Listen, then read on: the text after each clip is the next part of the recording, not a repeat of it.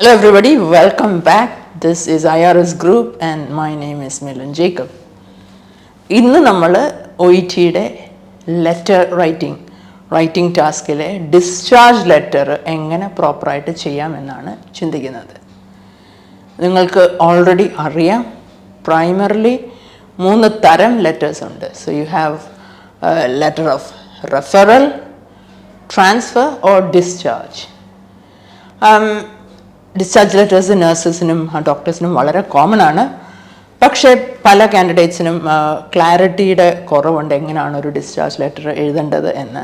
പ്രത്യേകിച്ച് ഒരു GPക്കുള്ള discharge letter അല്ലെങ്കിൽ ഒരു കമ്മ്യൂണിറ്റി നഴ്സിനുള്ള ഡിസ്ചാർജ് ലെറ്റർ ഇങ്ങനെയൊക്കെ ആണെങ്കിൽ എങ്ങനെ പ്രോപ്പറായിട്ട് ചെയ്യാം. So that's what we are going to look at.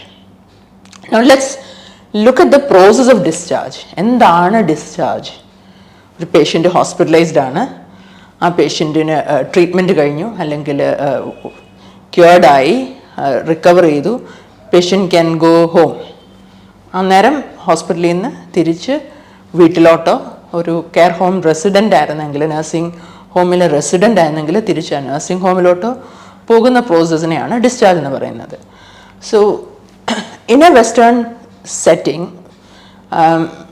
Hospital സെറ്റിങ്സിൽ കണ്ടിന്യൂറ്റി ഓഫ് കെയർ ഉണ്ട്. ദാറ്റ് മീൻസ് ഒരു പക്ഷേ ഇന്ത്യയിലെ കാൻഡിഡേറ്റ്സിന് അത്ര ഫെമിലിയർ അല്ലാത്ത ഒരു കോൺസെപ്റ്റാണ്. കാരണം ഇന്ത്യയിൽ യൂഷ്വലി ഒരു പേഷ്യൻ്റ് ഡിസ്ചാർജ് ആണെങ്കിൽ നമ്മുടെ രാജ്യത്തെ ഒരു GP practice, the general practice system അത്ര ഇവോൾവ് അല്ലാത്തതുകൊണ്ട് ഒരു GPക്കുള്ള ഡിസ്ചാർജ് ലെറ്റർ ഒരിക്കലും കാണാറില്ല, അല്ലെങ്കിൽ ഡിസ്ചാർജ് ലെറ്റേഴ്സ് പോലും കാണാറില്ല. പേഷ്യൻ്റ് ഒരു ഡിസ്ചാർജ് സമ്മറി നമ്മൾ കൊടുക്കും and they go with it.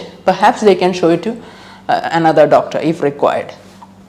But in a Western country, there will be multidisciplinary team meetings, especially discharge meetings.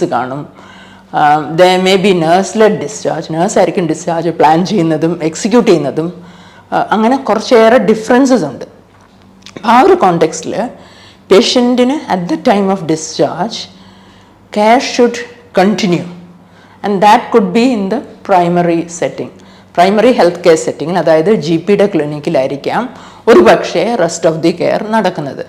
So അത്തരം സിറ്റുവേഷൻസിൽ അല്ലെങ്കിൽ in most discharges the GP would be inform. GP എന്ന് പറയുമ്പോൾ general practitioner, American സിസ്റ്റത്തിൽ family doctor എന്ന് പറയും. So British Australian സിസ്റ്റത്തിലാണ് GP എന്ന് പറയുന്നത്. So the GP is somebody who is responsible for the patient's care. ഒരു പേഷ്യൻറ്റിൻ്റെ കെയർ എന്നും ഒരു GPയുടെ റെസ്പോൺസിബിലിറ്റിയാണ്. അപ്പം ഹോസ്പിറ്റലൈസ്ഡ് ആകുമ്പോൾ ആ GPക്ക് ആ റെസ്പോൺസിബിലിറ്റി ഇല്ല, തിരിച്ച് ഡിസ്ചാർജ് ചെയ്യുമ്പോൾ വീണ്ടും ആ റെസ്പോൺസിബിലിറ്റി വരുന്നു. I mention this earlier as well. അപ്പോൾ ഡിസ്ചാർജ് ചെയ്യുമ്പോൾ ഈ GPക്ക് കിട്ടേണ്ട ഇൻഫർമേഷൻ എന്താണ്? പ്രൈമറിലി ഓൺഗോയിങ് ആയിരുന്ന മെഡിക്കേഷനിലോ മറ്റെന്തെങ്കിലും തെറാപ്പിയിലോ ചേഞ്ചസ് ഉണ്ടോ? So basically when you write to a GP, you will be updating him of any changes made in the hospital. You should give a summary of what happened at the hospital. കാരണം ഒരു പക്ഷേ ഒരു emergency situation ആയിരിക്കും. അപ്പോൾ GP അറിയണമെന്നില്ല when the paramedics take a patient brought in by ambulance in the hospital and treated in the emergency department and maybe transferred to another ward, and now the discharge is happening. But at that time you have to summarize what happened. അപ്പോൾ admission എന്തിനായിരുന്നു, presenting problem എന്തായിരുന്നു, you can definitely mention that, but summarise.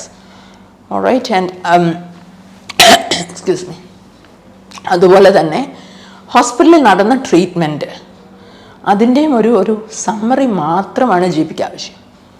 If it's let's say burns management, routine burns മാനേജ്മെൻറ്റിൻ്റെ treatment നടന്നു എന്നത് GPക്ക് definitely the GP knows. You don't have to mention about all of that.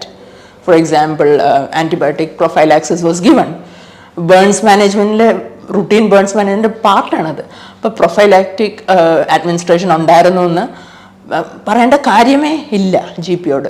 So the GP doesn't want to know all those details. അല്ലെങ്കിൽ മറ്റൊരു antibiotic therapy what ever was administered and that course of antibiotics is over, you don't have to mention about it. You can just summarize. You may mention it as part of the treatment, but that's absolutely not necessary. However, ഒരു antibiotic continue ചെയ്യുകയാണ്, let's say augmentin 4, the course is not over at the time of discharge, then you have to definitely mention that to the GP. That is important because the review of this, once the course of antibiotics is over, could be at the GP's clinic. So that's important.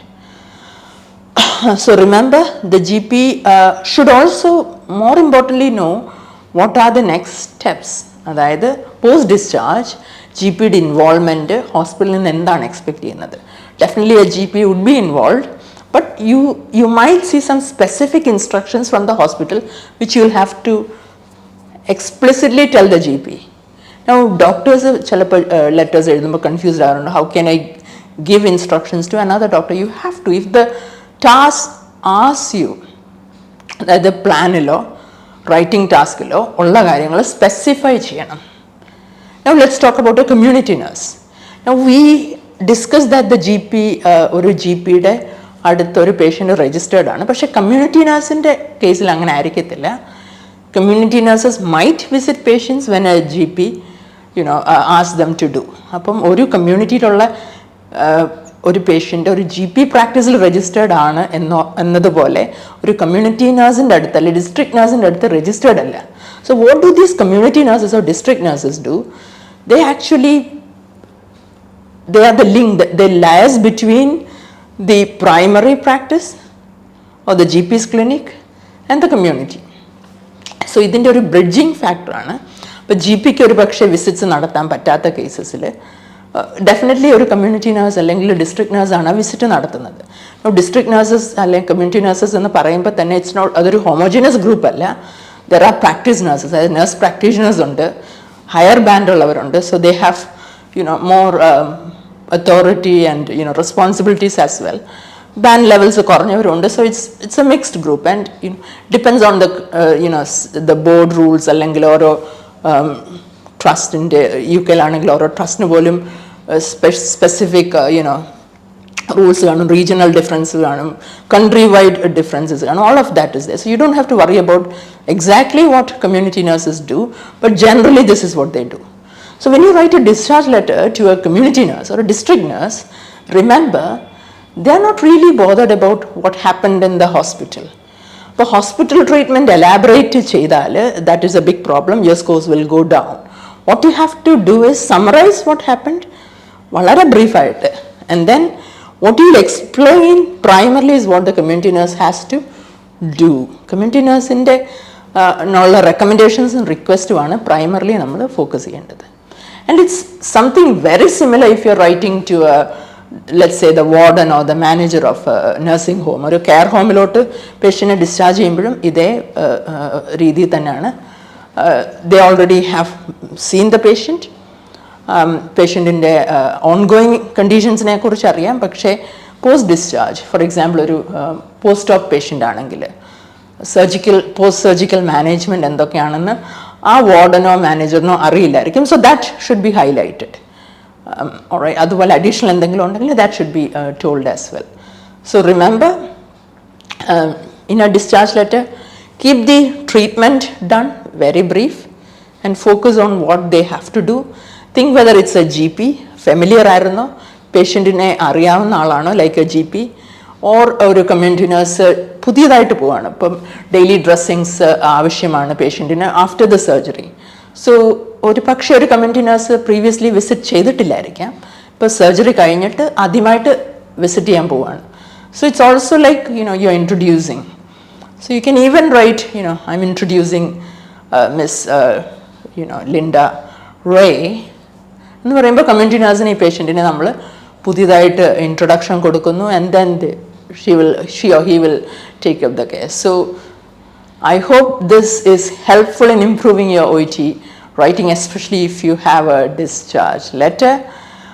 For the finest training, please make sure you are in the same page with IRS Group, and do not forget to subscribe our channel. Thank you very much.